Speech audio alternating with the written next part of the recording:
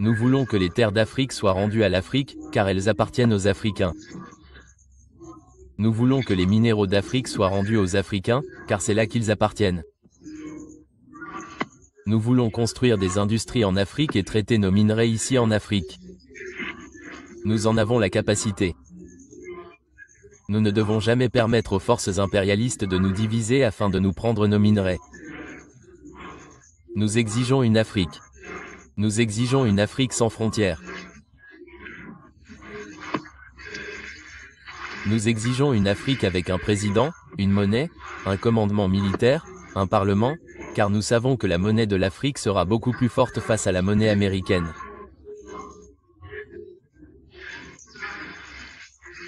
Peu importe ce que Trump pense de nous. Il ne choisira jamais une position politique pour les Africains. Nous ne sommes pas soumis à Trump. Nous devons refuser d'être les sujets de Trump. Nous devons rester unis alors que le monde change.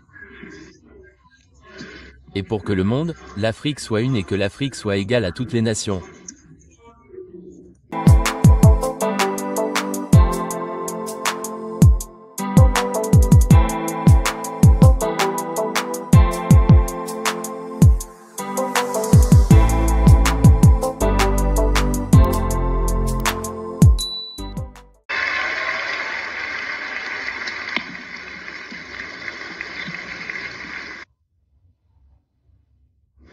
Merci beaucoup. Merci.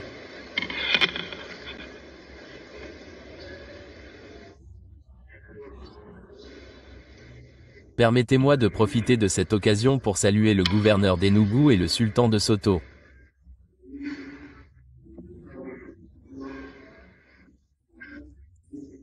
Permettez-moi de saluer le président de l'association du barreau du Nigeria.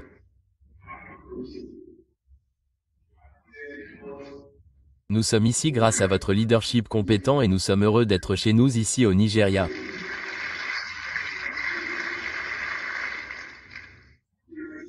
Le collectif de dirigeants de l'Association nigériane de l'énergie m'a honoré de m'inviter à cette occasion prestigieuse. Je vous salue tous. Je salue également tous les membres de l'association du barreau du Nigeria qui sont présents ici aujourd'hui et représentent la fraternité juridique de ce grand pays qui reste un ami et un allié de l'Afrique du Sud et de son peuple.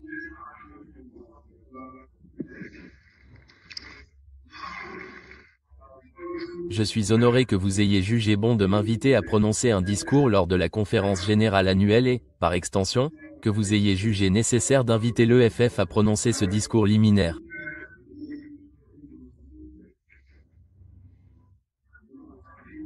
J'imagine qu'il n'a pas été facile pour un groupe de membres de la profession juridique de parvenir à un consensus sur la personne qui s'adresserait à eux, car votre profession est par nature une profession de débat et de contestation acharnée.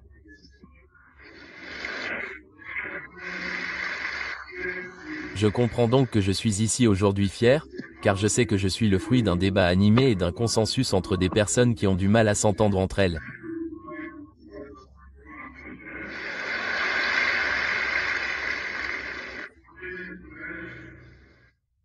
Camarades et amis, le lien entre la profession juridique et la cause de la libération ne peut être dissocié, car tout comme nous, vous êtes des instruments de justice.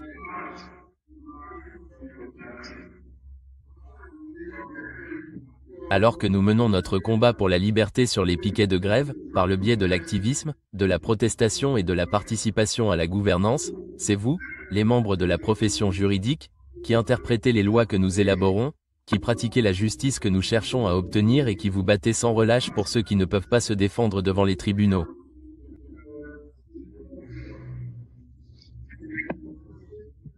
C'est une profession caractérisée par le sacrifice, l'intellect et un engagement à interpréter le passé afin d'obtenir justice, équité et victoire dans le présent et l'avenir. Pour les militants, nous avons une histoire et un matérialisme dialectique pour nous guider afin de mener la société vers un avenir meilleur. Et pour la profession juridique, vous avez le droit autochtone, la common law, la jurisprudence, la constitution et les statuts, une réalité objective pour obtenir non seulement une victoire personnelle, mais aussi pour établir collectivement des lois qui régiront les autres pendant des décennies à venir. Notre devoir, cependant, et notre responsabilité première, n'est pas de maintenir les lois simplement parce qu'elles existent telles qu'elles sont aujourd'hui. Notre devoir n'est pas d'être des instruments d'injustice et de néocolonialisme. C'est d'être des agents du changement et cela exige de nous d'être suffisamment courageux pour identifier les lois injustes, de les dénoncer et de faire partie de ceux qui travaillent sans relâche pour que notre système judiciaire soit au service de notre peuple. Je ne dis pas cela pour encourager l'anarchie ou l'anarchie, mais pour nous ramener à la dure vérité et à la réalité selon lesquelles les lois ont parfois été utilisées comme une arme d'oppression.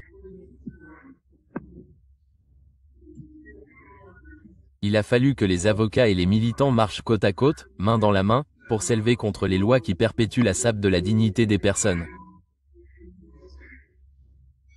Et nous devons tous être conscients de cette histoire et de cette possibilité aujourd'hui. Cela devient encore plus important pour nous en tant qu'Africains, car pendant des siècles, notre existence même a été illégale aux yeux de l'oppresseur. Nos lois autochtones ont été traitées comme inférieures aux droits romains hollandais ou aux droits anglais. Être africain a signifié que pendant des générations, nous ne sommes pas dignes des lois et des droits qui font de nous des êtres humains. Et pour cette raison, il était légal de nous maltraiter, de nous réduire en esclavage, de voler nos richesses minérales et notre pétrole, de détruire et de tuer notre patrimoine, notre histoire et même nos vies. La profession juridique à laquelle vous appartenez, le système politique auquel nous appartenons, le système judiciaire et les parlements ont été créés sans que nous soyons en tête. Ils ont été conçus à notre exclusion et construits pour soutenir nos souffrances. Nous sommes maintenant assis dans les couloirs qui ont été construits pour briser le dos et l'âme du peuple africain.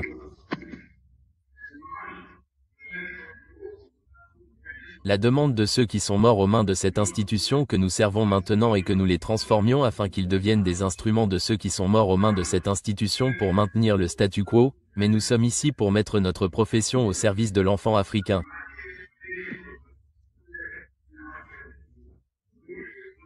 Je tiens à vous rappeler qu'il était autrefois légal de venir sur les côtes de notre grand continent, d'enlever des Africains et de nous réduire en esclavage dans des pays étrangers. Il était autrefois légal de violer des femmes et des enfants africains parce qu'ils n'avaient pas le droit à la dignité de leurs oppresseurs européens. Il était autrefois légal de prendre nos terres et nos minéraux parce que, selon la loi des hommes blancs, nous n'étions pas suffisamment civilisés. Contrôler nos propres terres et nos propres richesses. En Afrique du Sud, notre liberté, notre oppression, notre résistance, tout était centré sur la loi. Sous l'apartheid, il était légal de restreindre les déplacements des Africains vers des réserves de main-d'œuvre appelées townships et de nous enseigner une éducation inférieure afin que nous ne soyons que les serviteurs de maîtres blancs. Tous ces problèmes étaient légaux. Et il a fallu des hommes et des femmes courageux pour dire que si l'oppression des Africains est légale, alors une telle loi est injuste et doit être combattue. Aujourd'hui, alors que notre continent est troublé par la corruption, les dirigeants qui utilisent l'appareil d'État pour maintenir leur pouvoir au détriment des pauvres et des Africains vivent dans une pauvreté abjecte. Une question que nous devrions tous nous poser est de savoir si le moment est venu pour la profession juridique et les militants de défendre à nouveau ce qui est juste.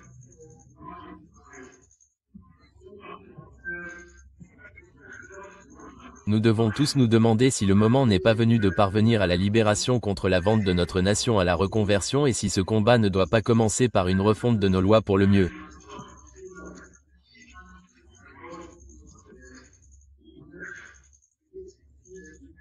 Nous devons donc puiser dans cette profonde histoire de résistance et de solidarité que partagent nos deux nations afin d'atteindre l'objectif de restaurer l'humanité de l'Afrique et de ses peuples.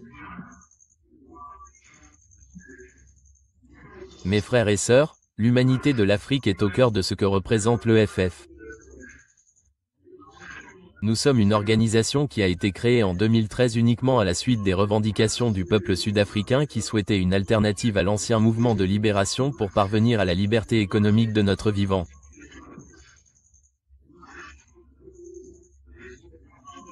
Nous sommes une organisation née du sang des mineurs tués dans une zone connue sous le nom de Marana, où 34 mineurs ont été abattus, exécutés, et le 13e anniversaire de leur exécution a eu lieu ce mois-ci, le 16 août 2025. Pourtant, les familles n'ont obtenu aucune justice. Personne n'a répondu de cette grave injustice. C'est à cause de ce TP et de ce mépris pour la vie africaine que les travailleurs domestiques, les mineurs, les jardiniers, les pompistes, les habitants des rues, les étudiants universitaires, les professionnels et les citoyens ordinaires d'Afrique du Sud ont exigé que nous formions les combattants de la liberté économique. Nous avons été formés pour mener à bien la lutte de libération qui s'est heurtée à une trahison compromise et à la corruption de la mission pour le retour des terres et des richesses de l'Afrique du Sud entre les mains du peuple.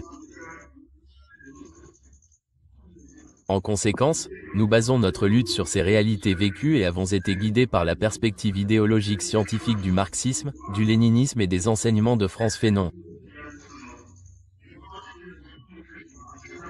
Venons dans le contexte de l'Afrique devient particulièrement important alors que nous sommes confrontés à un continent qui devient de plus en plus dépendant de l'ancien maître colonial et que notre mouvement de libération a abandonné la lutte qui a conduit à la formation en faveur d'une vie d'opulence pendant que le peuple souffre.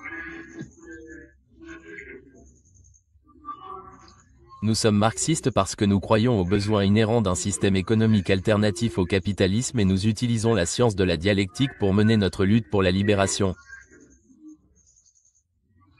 Nous sommes apprenants parce que nous croyons en la nécessité d'un parti d'avant-garde du peuple pour mener la lutte. Un parti qui croit en la démocratie interne et à la lutte menée au Parlement, dans le système judiciaire et au niveau local. Nous sommes une organisation anticapitaliste, anti-impérialiste, antiraciste et antiraciste qui croit en la démocratie et au socialisme comme moyen d'élever les masses ordinaires de notre peuple. À la base de l'EFF se trouve ce que nous appelons les 7 piliers cardinaux non négociables qui sont l'expropriation des terres d'Afrique du Sud sans compensation pour une répartition égale des risques d'utilisation. Nationalisation des mines, des banques et d'autres secteurs stratégiques de l'économie sans compensation. Renforcement des capacités de l'État et du gouvernement qui conduira à l'abolition des appels d'offres. Éducation, soins de santé, logement et assainissement gratuit et décolonisé.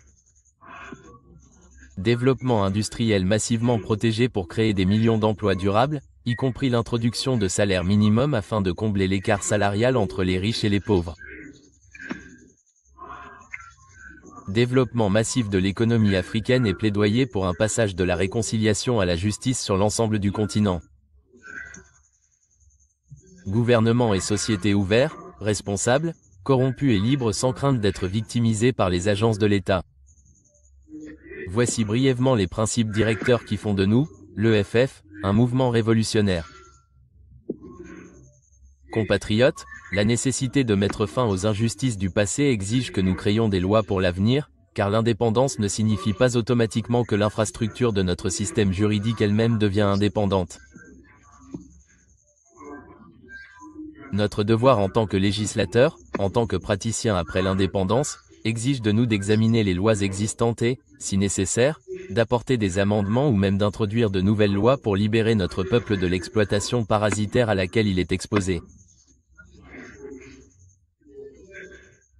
L'EFF, qui siège au Parlement sud-africain depuis 2014, s'est engagé dans cette pratique et nous avons pu mettre en œuvre notre vision, notre mission et notre identité dans notre approche de la gouvernance et de l'élaboration des lois.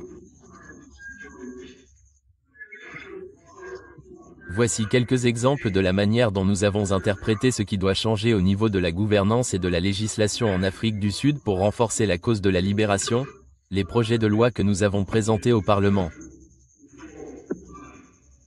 Le projet de loi sur la nationalisation de la banque de réserve vise à placer le contrôle total de la banque de réserve sud-africaine, en particulier de la politique monétaire, entre les mains de l'État. En outre, ce projet de loi présenté par l'EFF au Parlement vise à élargir le mandat de la banque de réserve sud-africaine, qui possède actuellement des actions privées, afin de réduire le chômage et de maintenir la stagnation économique, ce qui est dû à la perspective politique conservatrice et axée sur le secteur financier de la banque de réserve.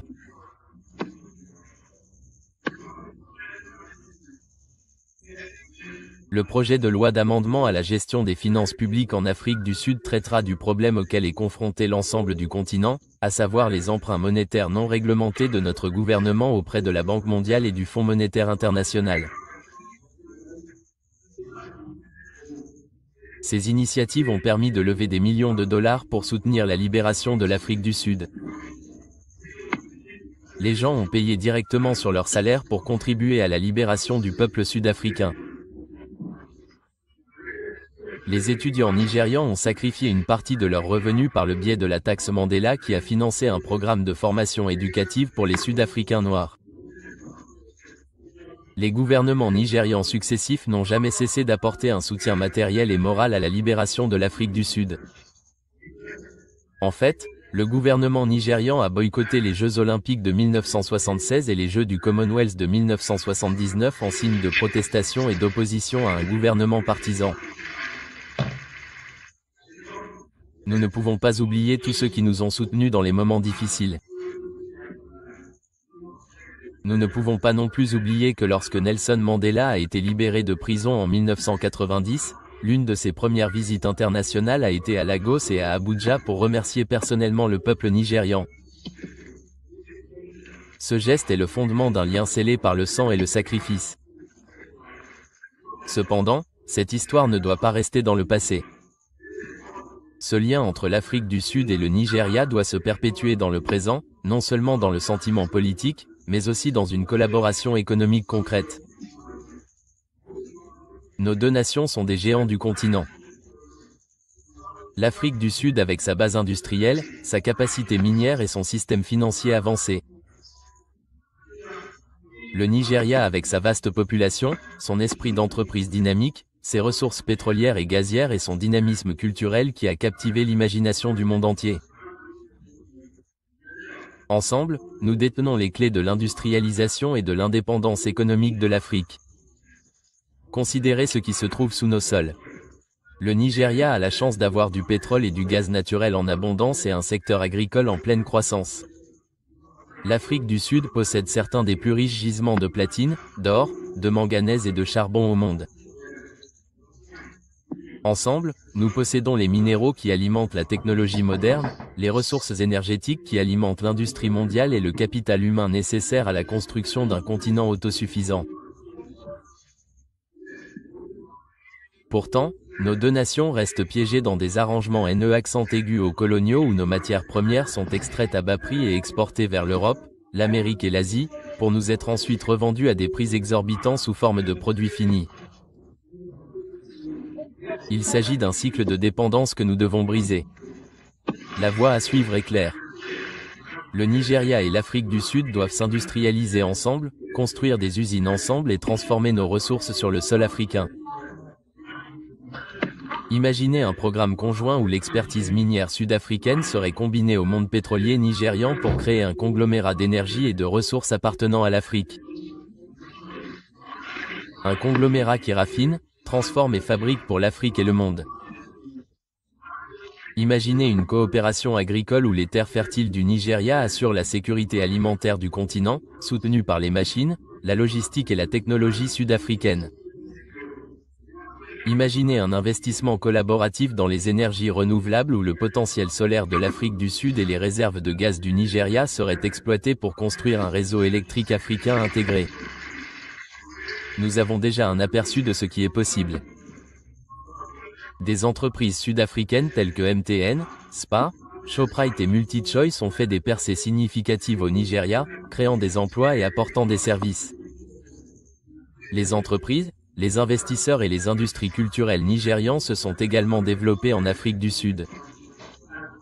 La musique, les cinéastes et les écrivains nigérians influencent la culture sud-africaine, tout comme les universités et les industries sud-africaines offrent des plateformes aux talents nigérians. Mais cette coopération a été inégale et parfois marquée par la suspicion et une douloureuse expérience de la xénophobie. Permettez-moi d'être sans équivoque. La xénophobie est une trahison de l'unité africaine. C'est une maladie née de la pauvreté, des inégalités et de l'échec du gouvernement. Mais ses victimes sont nos frères et sœurs africains. Les Nigérians, les Zimbabwéens, les Congolais et les Somaliens ne sont pas la cause de la crise du chômage en Afrique du Sud. La cause réside dans l'économie non transformée de l'Afrique du Sud qui reste aux mains de la minorité blanche et des multinationales qui continuent d'exploiter la main-d'œuvre tout en refusant de s'industrialiser.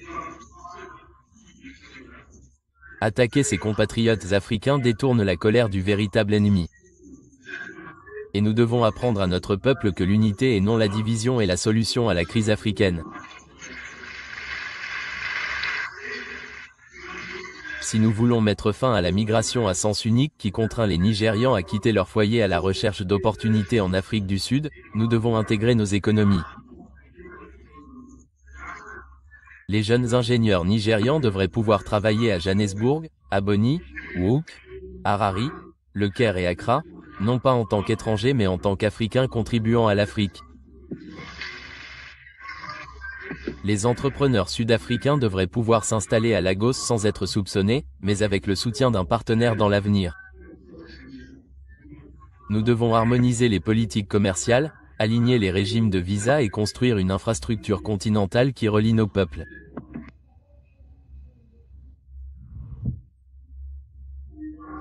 En fait, nous n'avons pas besoin de visa entre l'Afrique du Sud et le Nigeria. De la même manière, nous n'avons pas besoin de visa pour que nos peuples puissent voyager sur leur propre continent. Nous ne faisons qu'un. L'Afrique du Sud et le Nigeria n'ont pas souffert du colonialisme. Tous deux ont été confrontés à des divisions internes. Tous deux ont profité des pressions de l'impérialisme mondial qui cherche à nous diviser, à nous exploiter et à nous contrôler. Tous deux savent que la seule voie à suivre est la solidarité panafricaine.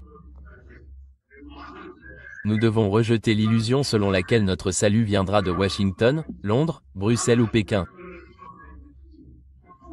Notre salut se trouve ici, à Lagos et à Johannesburg, à Abuja et à Pretoria, entre les mains d'Africains qui refusent d'être divisés. Ensemble, le Nigeria et l'Afrique du Sud peuvent diriger la zone de libre-échange du continent africain, non pas comme un accord sur le papier, mais comme une réalité vivante qui change la vie des gens ordinaires. Ensemble, nous pouvons exiger un commerce équitable, protéger nos industries et investir dans l'éducation, la technologie et l'innovation. Ensemble, nous pouvons prouver que l'Afrique n'est pas une puissance mendiante, mais un continent de géants. Nous devons prouver au monde entier que nous ne sommes pas xénophobes. Nous nous aimons les uns les autres. Les Noirs ne sont pas aimés en Afrique et ne sont pas aimés en dehors de l'Afrique. Nous avons le devoir de nous aimer nous-mêmes et de montrer au monde entier comment il peut et doit nous traiter. Nous ne pouvons pas nous maltraiter les uns les autres et attendre des autres qu'ils nous traitent beaucoup mieux. La façon dont vous traitez votre propre frère et votre propre sœur, c'est la façon dont vous apprenez aux autres à l'extérieur comment ils doivent vous traiter. L'unité de notre continent est primordiale et nous ne devons jamais nous associer à un programme xénophobe qui perpétue les divisions en Afrique du Sud. La solidarité est ce dont nous avons besoin les uns pour les autres. Mes camarades, pour conclure, je tiens à dire qu'en tant qu'Africains, notre combat ne s'est jamais limité aux frontières. Depuis le tout début, la lutte de l'Afrique du Sud contre l'apartheid. Nous savions que la souffrance d'un peuple opprimé, où qu'il soit dans le monde, est la souffrance de tous les peuples opprimés, où qu'ils soient. C'est dans cet esprit que l'Afrique du Sud, pendant sa lutte de libération, a été adoptée par le Nigeria et d'autres nations africaines qui ont déclaré que l'apartheid n'était pas simplement un problème sud-africain mais un crime africain et mondial. C'est dans ce même esprit que nous disons aujourd'hui que notre libération en tant qu'Africains restera incomplète si nous fermons les yeux sur les luttes de ceux qui continuent de souffrir sous l'occupation, le colonialisme, l'impérialisme et l'exploitation économique.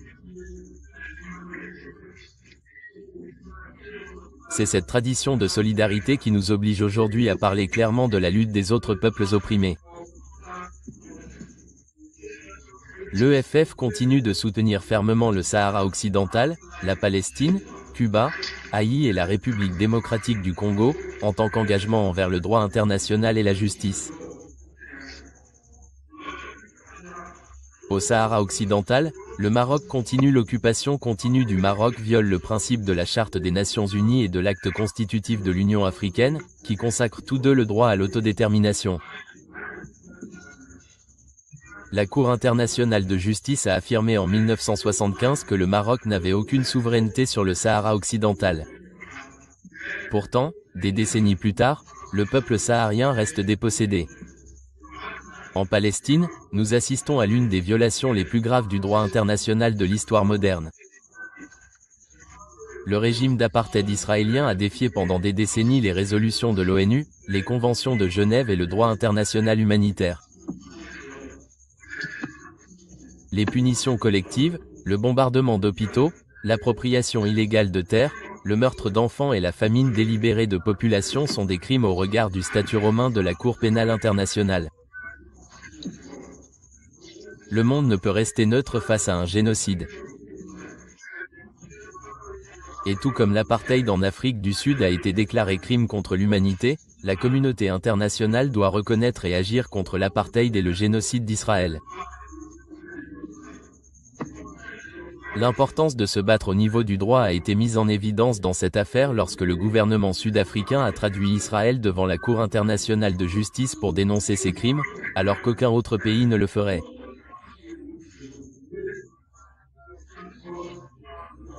Ce combat devant la Cour internationale a été remporté lorsque la Cour a déclaré qu'Israël perpétuait effectivement un génocide, une victoire qui était nécessaire pour détourner un certain soutien d'Israël et pour encourager d'autres pays à s'exprimer. Nous voulons que les terres d'Afrique soient rendues à l'Afrique, car elles appartiennent aux Africains. Nous voulons que les minéraux d'Afrique soient rendus aux Africains, car c'est là qu'ils appartiennent. Nous voulons construire des industries en Afrique et traiter nos minerais ici en Afrique. Nous en avons la capacité. Nous ne devons jamais permettre aux forces impérialistes de nous diviser afin de nous prendre nos minerais. Nous exigeons une Afrique. Nous exigeons une Afrique sans frontières. Nous exigeons une Afrique avec un président, une monnaie, un commandement militaire, un parlement, car nous savons que la monnaie de l'Afrique sera beaucoup plus forte face à la monnaie américaine.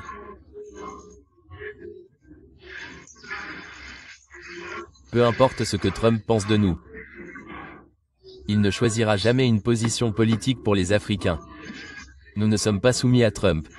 Nous devons refuser d'être les sujets de Trump. Nous devons rester unis alors que le monde change. Et pour que le monde, l'Afrique soit une et que l'Afrique soit égale à toutes les nations. À la Chine, à la Russie, à l'Amérique. Nous ne sommes pas seulement une petite nation. Nous sommes une grande nation. Nous ne sommes pas un continent sombre. Comment pouvons-nous être sombres alors que nous avons des diamants qui brillent parmi nous? Nous sommes une nation brillante. Je vous remercie.